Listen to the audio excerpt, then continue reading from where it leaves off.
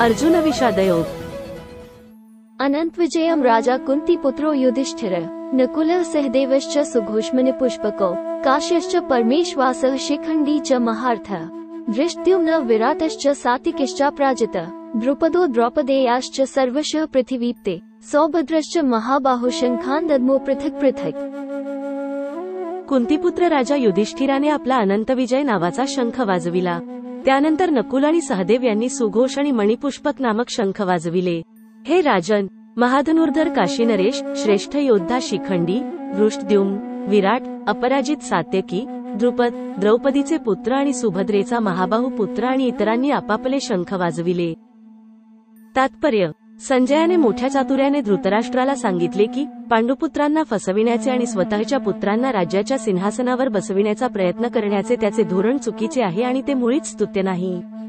पूर्वलक्षणांवरून तर संपूर्ण कुरुवंश या महायुद्धामध्ये मारला जाईल हे स्पष्टपणे कळून आले आहे।